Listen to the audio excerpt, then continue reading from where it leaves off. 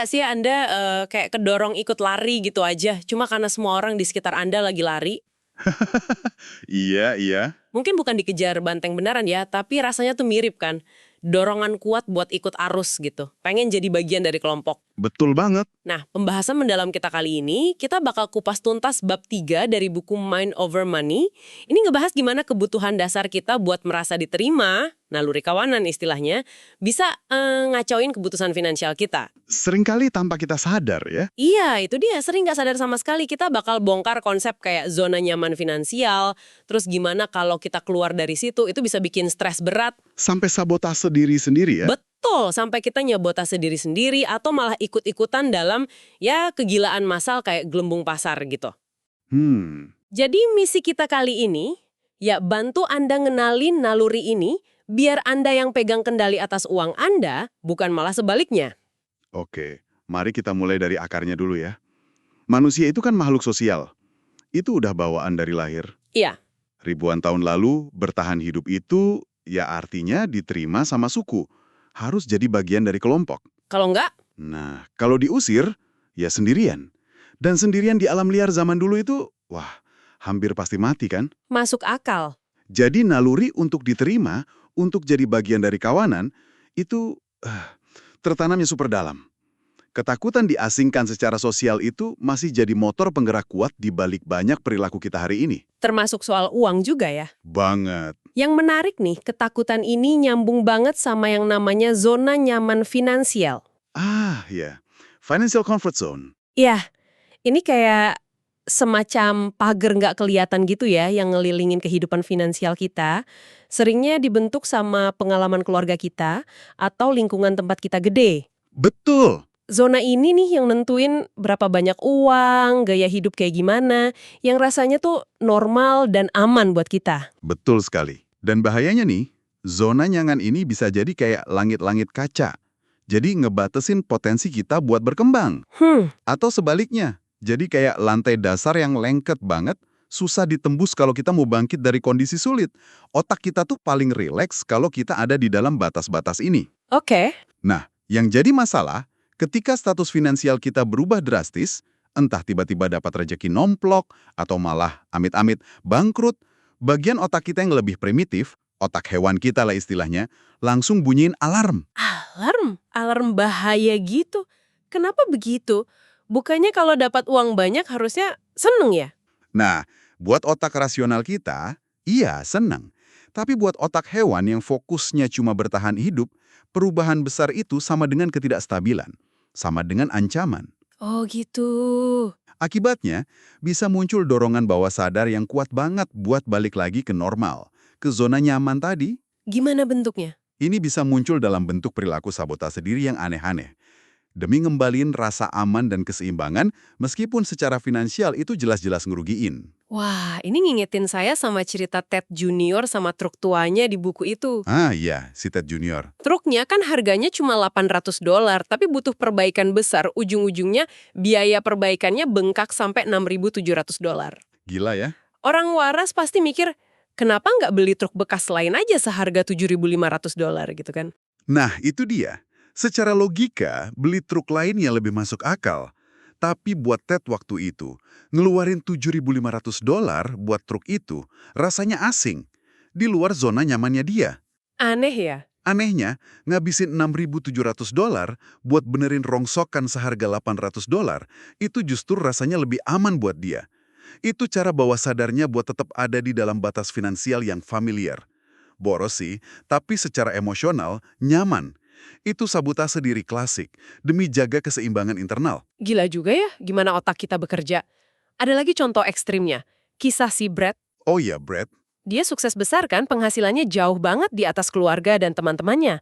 Bukannya bangga, dia malah merasa sangat nggak nyaman. Iya, kayak salah kostum ya rasanya. Persis, kayak salah kostum di lingkungan finansial barunya. Dan lihat deh, gimana rasa nggak nyaman itu munculnya. Dia secara nggak sadar kayak nyembunyiin kekayaannya. Gimana tuh? Rumahnya gede, tapi isinya kosong melompong. Cuma ada meja pingpong sama perabotan bekas doang. Mobilnya 2, tapi dua-duanya mobil tua yang sering mogok gantian. Ya ampun. Gajinya tinggi, tapi dia atur sedemikian rupa biar tetap hidup dari gaji ke gaji. Seringkali dengan ngebuang kelebihan uangnya ke rekening pensiun yang nggak bisa diakses gampang. Sampai-sampai keputusan nekatnya ikut-ikutan investasi saham.com di akhir 90-an yang bikin dia rugi gede itu? Iya, bisa jadi itu dilihat sebagai upaya bawah sadar lainnya buat turun kelas, buat balik lagi ke zona nyaman finansial yang lebih pas sama identitas kelompok asalnya dia. Rasa takut jadi beda dari kawanannya itu luar biasa kuat ternyata. Dan tekanan ini nggak cuma datang dari dalam diri, kayak kasus berat tadi, ada juga tekanan dari luar, yang dikenal sebagai efek kepiting dalam ember atau crab barrel effect. Oh, pernah dengar istilah itu? Gimana tuh maksudnya? Pernah lihat kepiting di ember nggak? Kalau ada satu yang coba manjat keluar, yang lain bakal narik dia turun lagi. Iya, iya. Nah, manusia dalam satu lingkaran sosial atau zona nyaman finansial sering ngelakuin hal yang sama. Narik turun. Gimana caranya? Kok bisa? Ia pakai senjata paling ampuh, rasa takut akan isolasi sosial. Mereka bakal ngelontarin sindiran, kritik, atau ya gosip lah. Biar orang yang coba naik kelas itu ngerasa nggak nyaman, ngerasa bersalah, atau bahkan malu. Tujuannya? Intinya, bikin mereka ngerasa bakal dikucilin dari sukunya kalau terus beda. Kita semua kan takut diusir dari kelompok kita. Contohnya nyata banget di kisah Paman Jim nyetet itu ya. Nah, iya Paman Jim. Dia kan berhasil keluar dari komunitas pertanian miskin, kerja keras, jadi sukses. Tapi tiap pulang kampung, Datang naik pesawat, pamer nih. Atau sombong dia, sewa mobil sendiri. Atau nggak mau dia nginap di rumah kita, pilih motel. Gitu terus. kasihan juga ya. Dan yang lebih parah, komentar-komentar ini kan didengerin sama generasi yang lebih muda, keponakannya si Ted itu. Mereka jadi belajar, oh, kalau kamu sukses, kalau kamu beda, kamu bakal dicemooh, dianggap sombong, dijauhin. Jadi nanam pandangan negatif ya? Iya, ini menanamkan pandangan negatif terhadap ambisi. Secara nggak langsung, kelompok itu lagi ngejaga batas zona nyaman kolektif mereka. Ini juga ngejelasin kenapa hubungan pertemanan atau keluarga bisa jadi canggung banget ya kalau status finansialnya beda jauh. Betul. Mau makan di luar aja bingung siapa yang bayar, pilih restoran mana. Bepergian bareng juga bisa aneh, satu di kelas bisnis, satu di ekonomi, nginep di hotel beda kelas. Iya kan? Bahkan sekedar cerita soal liburan atau beli barang baru aja bisa nimbulin rasa iri, malu, atau bersalah yang nggak nyaman. Akibatnya apa? Ya hubungan bisa merenggang. Atau skenario lain yang sering kejadian. Orang yang tiba-tiba dapat rezeki nomplok, menang lotre kayak dapat warisan, dia ngerasa nggak nyaman banget sama perbedaan status itu. Terus? Ujung-ujungnya malah ngabisin uangnya cepet-cepet. Seringkali dengan dibagi-bagiin ke teman dan keluarga yang sama-sama nggak siap ngelola uang itu. Wah, Akhirnya, ya uangnya habis, nggak ada yang benar-benar kebantu, dan hubungan malah bisa rusak gara-gara ekspektasi atau kecemburuan. mungkin ini saat yang pas nih buat Anda para pendengar merenung sejenak. Gimana dengan zona nyaman finansial Anda sendiri? Pernah merasa ada pagar yang ngebatasin? Atau pernah ngerasa stres luar biasa waktu kondisi finansial Anda berubah drastis, mau naik atau turun? Coba inget-inget deh gimana reaksi Anda waktu itu.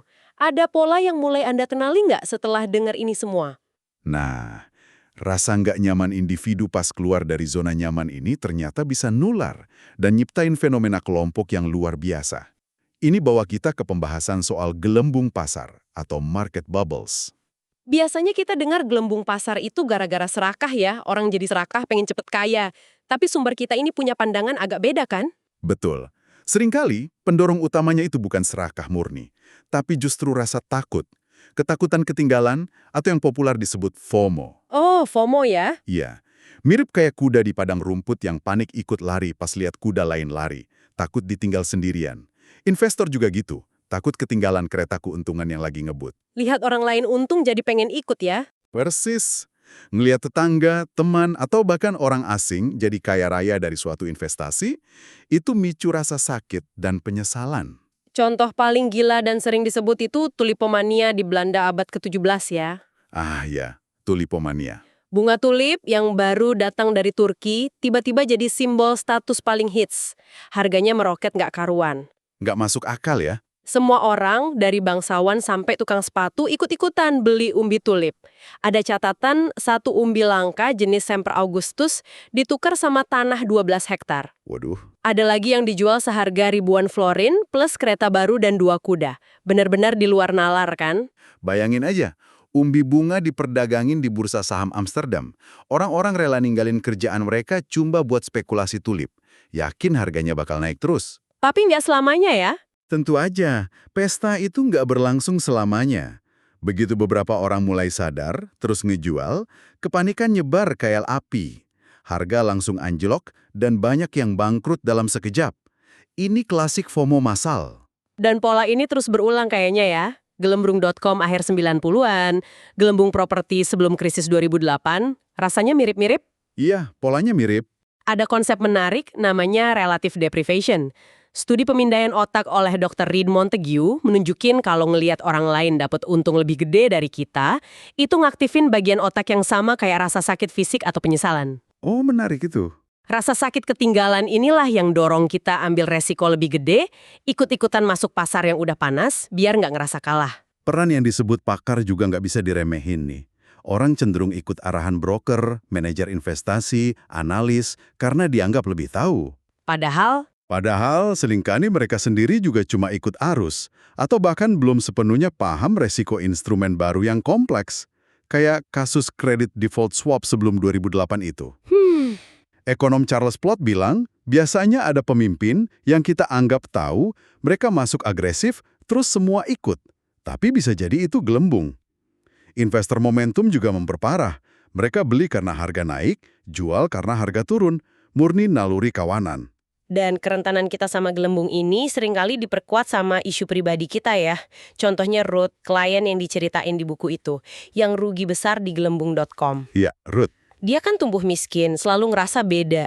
Dia ngelihat orang-orang sukses di saham teknologi itu kayak orang pinter dari keluarga normal yang selalu dia idam-idamkan. Jadi pengen kayak mereka ya? Nah, keinginannya buat jadi bagian dari mereka, buat akhirnya ngerasa pinter dan normal, itu yang bikin dia ikut terjun tanpa pikir panjang. Atau balik lagi ke Brad tadi.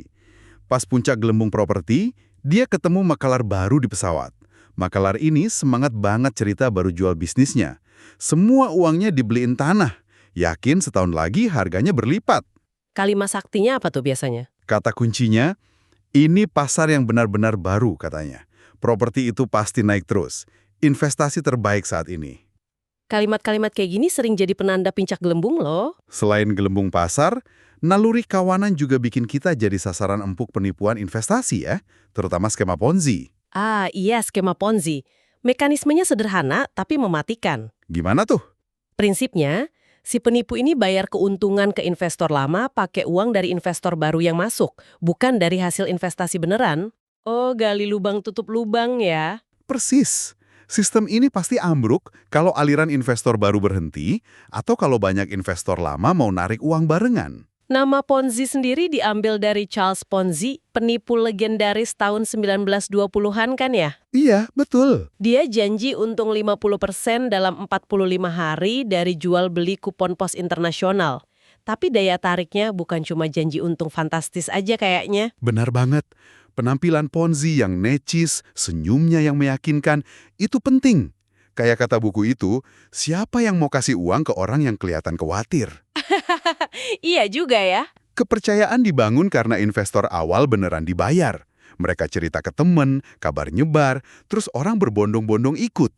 Ini efek bola salju klasik dari naluri kawanan.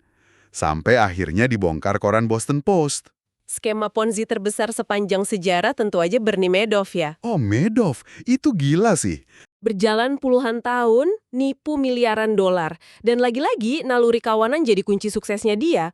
Madoff kan nerapin strategi eksklusivitas. Iya, itu kuncinya. Nggak sembarang orang bisa jadi kliennya. Harus diundang atau punya kenalan. Ini justru bikin orang makin penasaran dan pengen masuk. Tepat sekali. Eksklusivitas itu micu FOMO tingkat tinggi. Jadi klien Madoff itu jadi kayak semacam simbol status. Gengsi ya? Banget. Orang ikut bukan karena paham investasinya, tapi karena semua orang penting juga ikut. Mereka percaya sama penilaian kolektif kawanan elit mereka. Kalau si A, B, C yang kaya dan pinter ikut, masa sih salah? Itu kekuatan validasi sosial dalam kelompok. Gila ya. Jadi, setelah dengar ini semua nih, coba Anda pikirkan lagi. Pernah nggak Anda ngerasa kedorong kuat ikut tren investasi cuma karena semua orang ngomongin itu? Atau tergoda iming-iming untung gede dalam waktu singkat? Gimana pemahaman soal naluri kawanan dan zona nyaman finansial ini ngubah cara Anda ngelihat dinamika pasar atau tawaran investasi menggiurkan di luar sana? Batasan zona nyaman finansial itu nyata dan sangat mempengaruhi keputusan uang kita, seringkali di bawah radar kesadaran kita. Kuncinya berarti kesadaran ya, mengenali dorongan-dorongan ini tuh ngasih kita kesempatan buat nginjek rem gitu. Iya, Biarin otak rasional si ilmuwan yang ambil keputusan, bukan otak hewan si binatang yang reaktif dan ikut-ikutan aja. betul. Menjadi bagian dari kelompok itu kan kebutuhan dasar, kita nggak bisa menghapus itu. Tapi kita bisa belajar ngenalin kapan kebutuhan itu mulai ngarahin kita ke jurang finansial. Menariknya, ada juga sisi lain dari kebersamaan ini loh. Pengalaman sulit yang dihadapi bareng kayak krisis ekonomi kadang bisa ngasih sedikit kenyamanan. Oh iya. Kayak kata Neil di buku itu, kita semua menderita bareng rasanya lebih baik daripada semua orang jadi kaya dan gue di sini nggak ngerti gimana caranya. Ada semacam solidaritas dalam kesulitan bersama gitu. Iya sih, ada benernya juga. Nah, sebagai penutup nih, kami pengen ninggalin Anda dengan satu pertanyaan buat direnungkan. Apa tuh? Kalau zona nyaman finansial Anda ternyata secara nggak sadar nahan potensi Anda, atau malah nyeret Anda ke dalam keputusan kelompok yang irasional, langkah sadar spesifik apa yang bisa Anda ambil mulai hari ini untuk mulai memperluas atau menantang batas-batas itu demi kesehatan finansial jangka panjang Anda sendiri?